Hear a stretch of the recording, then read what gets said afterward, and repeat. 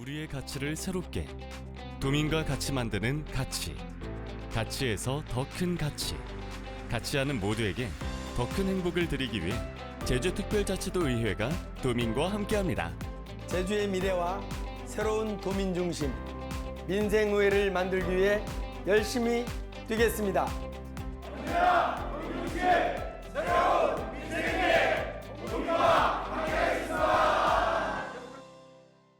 Dreams come alive, you're unstoppable. Take a shot, chase the sun, find the beautiful.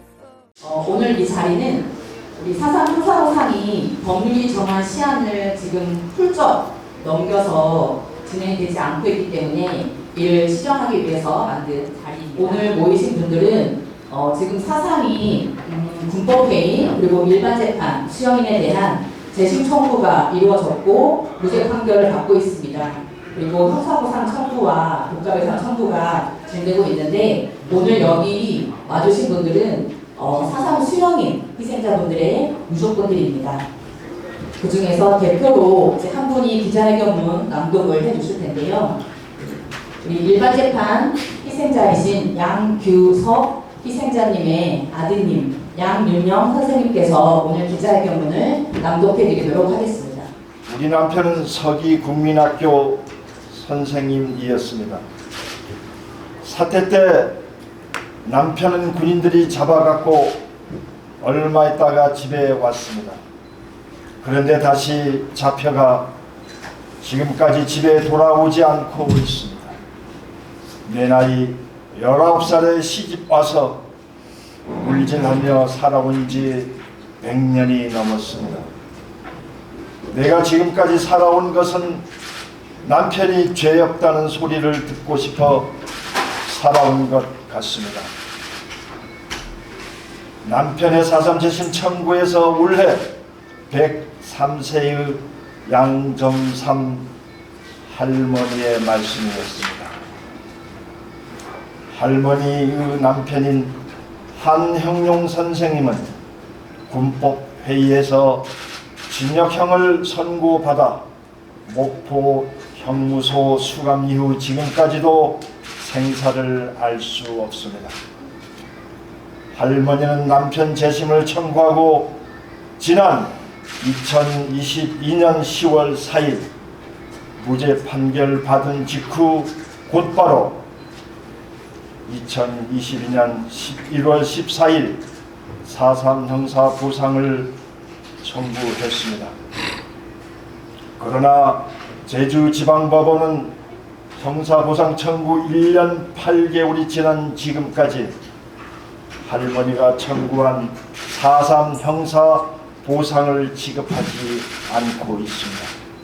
제주지방법원은 고령의 양정삼 할머니와 같이 형사 보상을 청구했던 유족들도 80세에서 90세 이상의 나이임을 직시해야 합니다.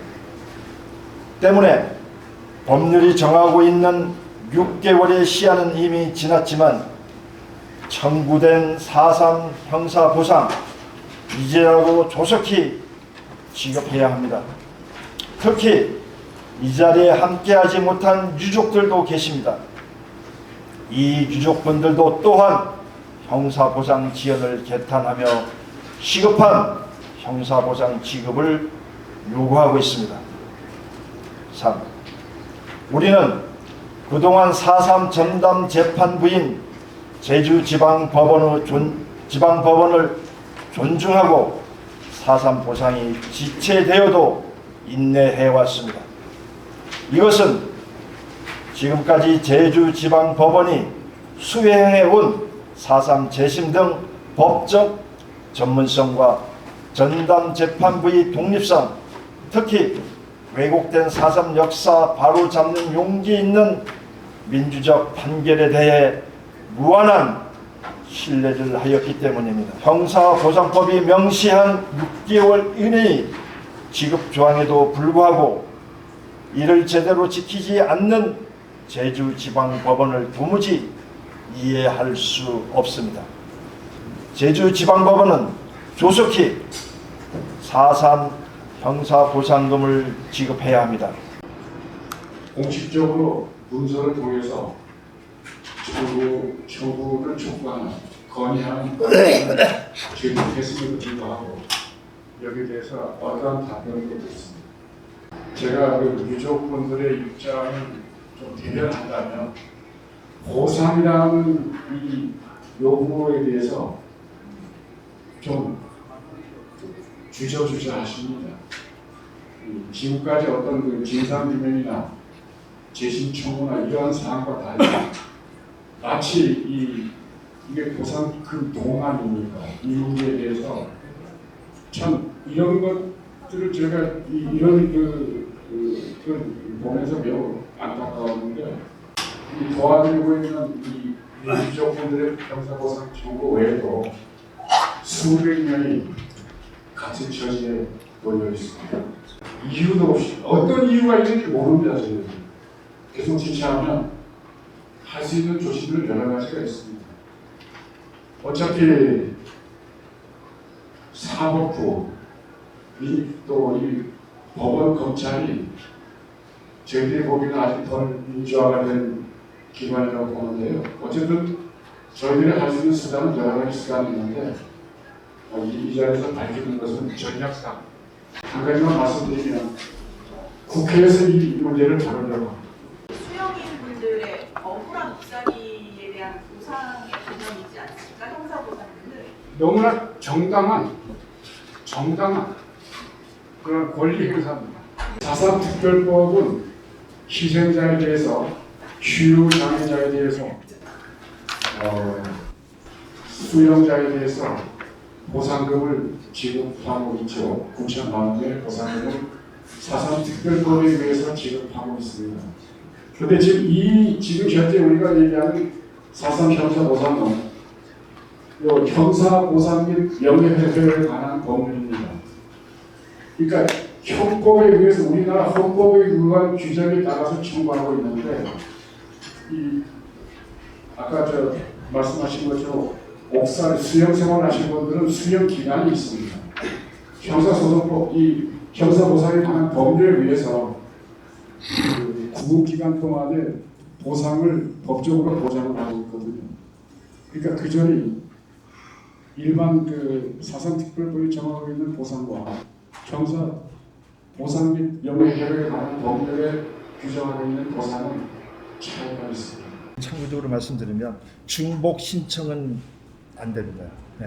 그래서 4.3 특별법에 되는 보상은 그분에 적용되는 부분이고 저희들은 그 부분을 떠나서 별도로 지금 하고 있는. 그럼 최소 다 9천만 원이 다 넘는. 네, 그것은 저희들한테는 해당해요.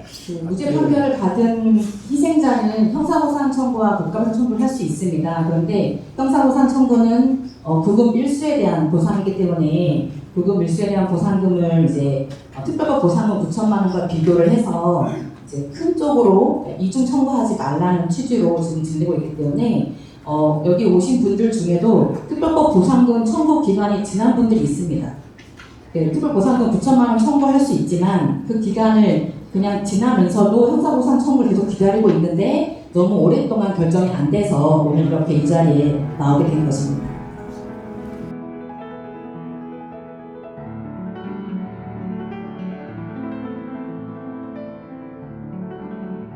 누구는 주고 누구는 안 주고 이게 과연 법원이 할 짓인가? 여기 법원 관계자가 와 있다면 무슨 기준과 무슨 원칙에 의해서 보상을 내는가를 묻고 싶은데 이거 국회에서도 따질 생각이에요. 국정감사에서 이걸 따질 생각이에요.